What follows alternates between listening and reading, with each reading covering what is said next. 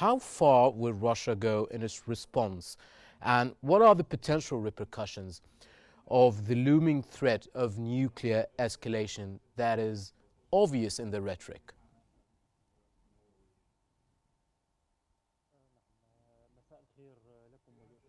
To you and the viewers. Yes, it's become clear that the transition to the nuclear war is at the brink, and in any moment. And the war could be transferred to nuclear, unless in one case that when they changed the Western state and found a different way to solve the problems that concern Russia.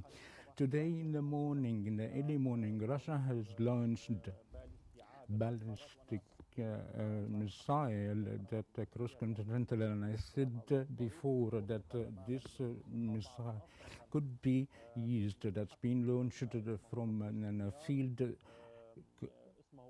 bin bar, and it's been launched and successfully hit it in a great factory named Fuse Magi in Bisurtan Betrox. Therefore, this issue and a direct signal to the Western state and a warning of the Western state that the move could be nuclear. Then it's had a great explosion, and it weighs 5 tons. That equivalent to 10 missiles caliber, and tactical nuclear strength that equal to 500 to 80 100 caliber missiles. And this for, in fact, that we may say that it is pre the nuclear war. Are we going to that phase? It is hard to predict it, but it seems that the Western states do not search for any type of peace in Ukraine, and they never wish to stop the war.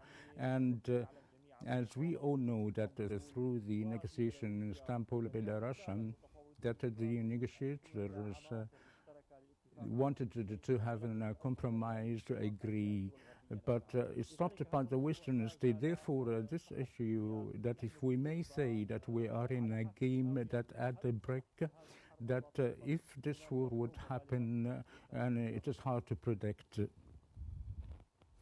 Laurie, now, why the U.S. is taking steps now that it hasn't taken for some time since the beginning of the war. Now, the U.S. has now allowed Ukraine to use American-supplied anti-personnel landmines to help it slow Russia's battlefield progress in the war. And same goes for the Britain for allowing Ukraine to use the Storm Shadow missiles. Now, what is the Biden administration targeting at that time before Trump takes office?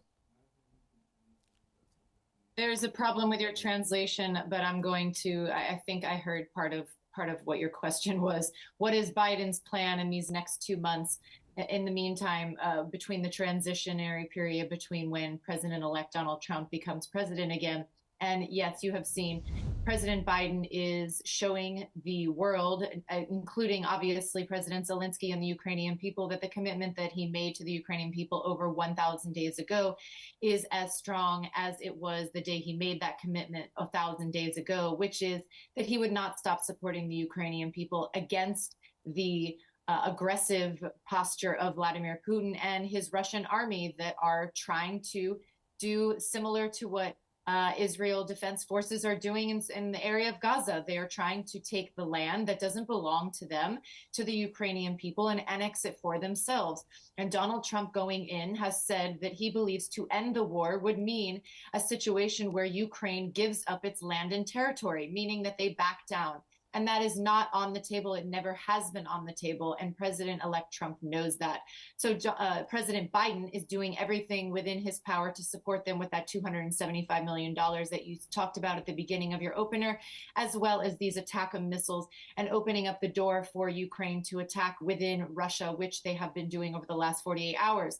What is also a new development that you should mention is on the Russian side, that within the last 24 to 48 hours, Russia has launched an intercontinental missile in an attack for the first time in that 1,000-day period. That's an ICBM. That's the first time this has ever been launched, and that also escalates this conflict.